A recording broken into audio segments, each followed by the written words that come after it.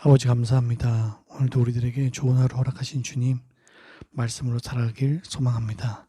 예수님의 이름으로 기도합니다. 아멘. 찬송가 523장입니다.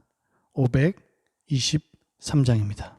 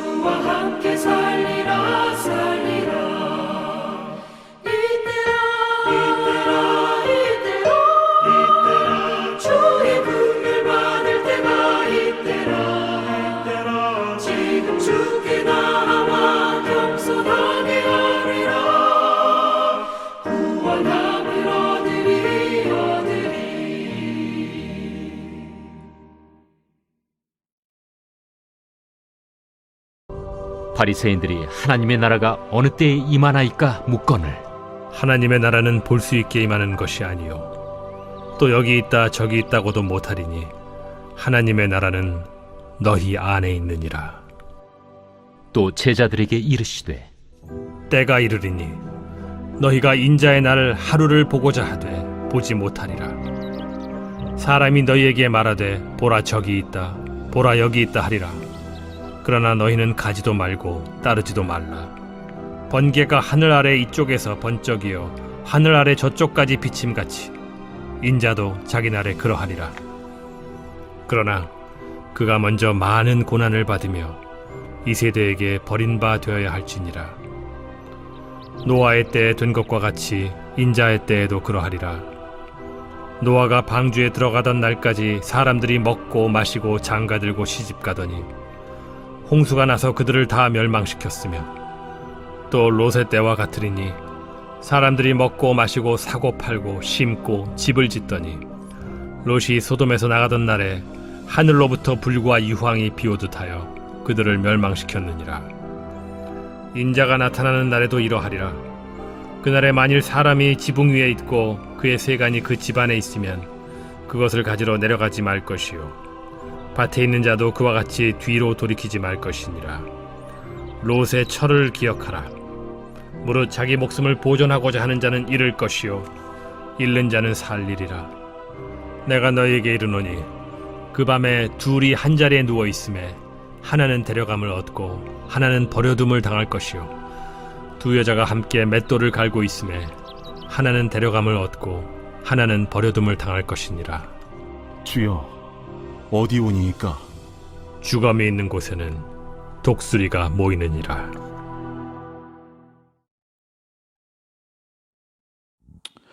여러분, 하나님 나라 하면 어떤 생각이 드시나요? 우리 예전에 그런 이야기를 좀 많이 들었어요.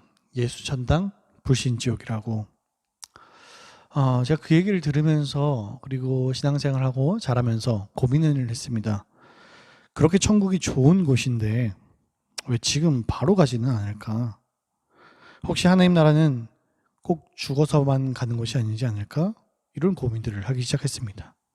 그리고 또 이게 장소의 개념이 맞나? 이런 고민을 하고 있는데 찬양의 가사를 보니까 이런 가사가 적혀져 있더라고요. 주 예수와 동행하니 그 어디나 하늘나라 라는 그 가사가 마음에 확 꽂혔습니다. 주님과 동행하면 그 어디나 하늘나라구나 다시 생각이 들었죠.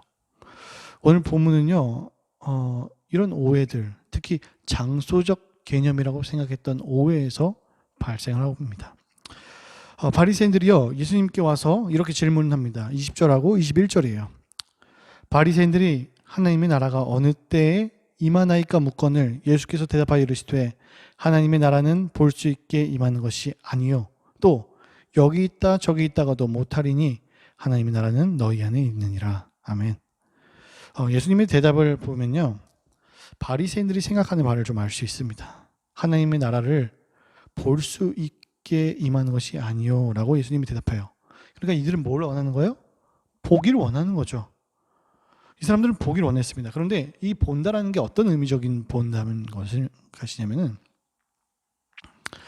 그 당시에 유대인들은요 메시아를 고대해요. 그런데 그냥 메시아가 아니라 정치적인 메시아를 고대해요. 자신을 이 로마라는 대제국의 압박 속에서 풀어줄 다윗과 같은 정치적 메시아를 고대합니다. 그러니까 그들은 그 사회에서 아수르, 바벨론, 페르시아, 헬라, 로마라는 5대 제국을 거치면서 정말 끝없이 압제 속에서 살았죠. 그러다 보니까 다윗과 같은 정치적인 그런 메시아가 와서 우리를 완전히 단번에 해결해 주고 이제 우리를 자유케 하고 그 왕을 따라서 우리는 가면 돼 라는 것을 생각을 하고 있었습니다. 그게 바로 하나님의 나라라는 생각을 하고 있었어요. 그래서 그들이 눈에 보기 원한다는 게 이 얘기를 하는 겁니다. 또한 그들의 오해의 소지가 여기 있습니다. 21절을 보면요 이렇게 얘기하잖아요. 또 여기 있다 저기 있다. 그러니까 그들은 그런 식으로 생각한 거죠. 하나님 나라는 여기도 있고 저기도 있다라는 생각을 하고 있었던 것 같아요. 하나님 나라를 공간과 그리고 지리적 영역의 왕국이라고 생각을 했던 것입니다. 여러분 이 오해는 그 시대 당시에 그 사람들에게만 국한된 얘기가 아니라 오늘 우리들에게도 오해되고 있는 부분인 거죠. 여러분 하나님이 다스리지 않는 곳이 있다라고 생각을 하시나요? 하나님 다스리지 않는 곳이 있나요? 없잖아요. 하나님은 온 우주 만물을 만드셨고요. 모든 것을 통치하고 계십니다. 하나님 나라는 장소적인 개념이 아니에요. 그러면 이렇게 이해하면 좀 이해가 될까요? 우리는 민주주의죠. 국민 주권, 영토, 그 중에서 국민이 주가 됩니다. 하나님 나라는 왕정 체제예요. 그 나라의 왕이 누구냐가 결정하죠. 왕정 체제는. 그럼 당연히 하나님 나라는 누가 왕이에요? 하나님이 왕이시잖아요. 그러니까는 그 국민이 하나님을 왕이라고 고백하면 그것이 뭐가 돼요? 하나님의 나라가 되는 겁니다. 우리의 삶에서 하나님을 왕으로 인정하고 고백하고 믿고 시인을 하면은 그 모든 것은 하나님의 나라가 되는 겁니다. 즉 하나님 나라는 장소적 개념이 아니라요, 우리의 그 고백의, 그 믿음의 개념이라는 거죠. 하나님 나라는 무엇입니까? 라고 얘기하냐면 하나님이 왕이 되시는 곳이 아니라 왕이 되시는 것. 죄의 그 유혹에 넘어가서 자신을 하나님이라고 여기면서 하나님의 모든 존재를 망각하고 살았던 그들이 하나님을 주님이라고 인정하는 그것이 바로 하나님 나라라는 것을 우리들이 확인해 볼 수 있습니다. 그래서 우리들의 가치관은요, 우리의 고백이 하나님을 주님이라고 인정하고 세상에서 살아가지만 세상처럼 살아가지 않는 그리스도인의 가치관으로서 살아가야 하는 거죠. 왜 그래야 할까요? 다음 본문에서는요, 우리들에게 그 이미와 아직이라는 긴장감을 설명하고 있습니다. 여러분, 하나님 나라는 이미 임했죠. 하나님 나라는 이미 임했습니다. 그런데 아직 완성되지 않았어요. 하나님 나라는 아직 완성되지 않았습니다. 주님께서 다시 재림하시는 그날, 오직 아버지만이 아는 그날이 올 때 비로소 완성될 것입니다. 그러니까 깨어있고 그 심판을 대비하면서 하나님을 붙들며 살아가라고 말합니다. 두 가지 강한 예제를 들고 있죠. 노아 때에 뭘 하지 않았어요? 먹고 마시면서 준비하지 않았던 그들의 모습을 얘기해가지고, 또 소돔과 고모라의 불과 유황이 비 내리듯이 오는 그 모습을 통해서 심판의 그 갑작스러움을 나타내고 있습니다. 그러니까 이 세상을 그냥 살아가는 것이 아니라 그 긴장감으로 살아가고, 이 땅을 흥청망청 살아가지 않고 언제 주님이 오실지 모르는 그 마음을 붙들고 살아가라는 그 이야기를 담고 있다는 거죠. 그 모습을 함축적인 문장이 37절에는 이렇게 얘기합니다. 그들이 대답하여 이르되 주여 어디 오리까 이르시되 주검이 있는 곳에는 독수리가 모이니라 하시니라. 여러분, 가르침을 들은 자들이 다시 질문을 하고 있어요. 그런데 지금 보니까 어디라고 물어보는 거 보니까 예수님의 이야기를 전혀 이해하지 못한 것 같아요. 장소라고 생각을 아직도 한 거죠. 하지만 주님은 장소가 아니라 속담입니다. 속담을 통해서 그것을 이해시키는데요. 주검이 있는 곳에 독수리가 있다고요. 즉 죽음이 있는 곳에 독수리가 있다는 겁니다. 나쁜 것이 있는 곳에 나쁜 것을 좋아하는 것이 모이기 마련이죠. 반대로 그러면 하나님 나라는 죽음이 아니라 뭐예요? 생명이죠. 그럼 생명이 있는 곳에 뭐가 있어요? 생명이 임한다라는 겁니다. 결국 장소가 아니라 그 사람이 누구냐가 중요하다는 말을 다시 담고 있습니다. 여러분, 우리가 예수 그리스도의 제자라면요, 그리고 그리스도의 제자의 길을 간다고 한다면요, 이 이미와 아직이라는 긴장감을 반드시 살아낼 수밖에 없습니다.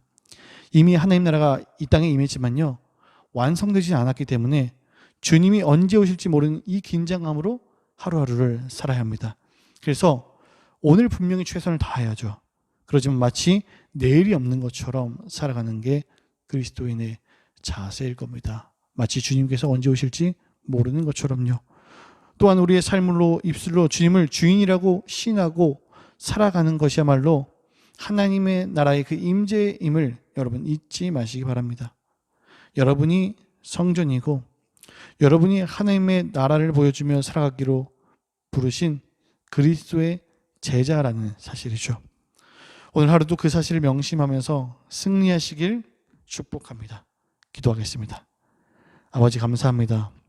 오늘도 우리들에게 좋은 날씨, 좋은 환경, 이 시간을 또 허락하신 주님, 말씀으로 이 하루를 시작합니다. 우리가 이미와 아직이라는 이 긴장감을 살아갈 수 있는 성숙한 믿음을 허락하여 주시옵소서. 내 힘과 내 능력과 나의 권세 아무것도 하지 못함을 인정하고 고백합니다. 그렇기 때문에 주님이 필요합니다. 그렇기 때문에 주님 붙들고 이 길을 가야 합니다. 주님 도우시고 우리를 인도하여 주셔서 그리스도의 제자로 살아가는 것이 쉽지 않지만 그럼에도 불구하고 주가 보이신 그 생명의 길만을 따라갈 수 있는 성숙한 믿음의 사람들 다 되게 인도하여 주시옵소서.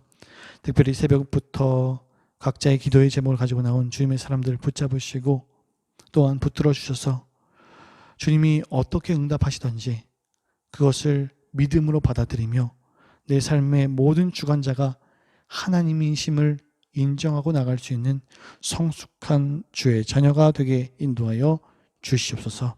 감사합니다. 예수님의 이름으로 기도합니다. 아멘. 하늘에 계신 우리 아버지여, 이름이 거룩히 여김을 받으시오며 나라가 임하옵시며 뜻이 하늘에서 이룬 것 같이 땅에서도 이루어지이다. 오늘날 우리에게 일용할 양식을 주옵시고 우리가 우리에게 죄 지은 자를 사하여 준 것 같이 우리 죄를 사하여 주옵시고 우리를 시험에 들게 하지 마옵시고 다만 악에서 구하옵소서. 대개 나라와 권세와 영광이 아버지께 영원히 있사옵나이다. 아멘.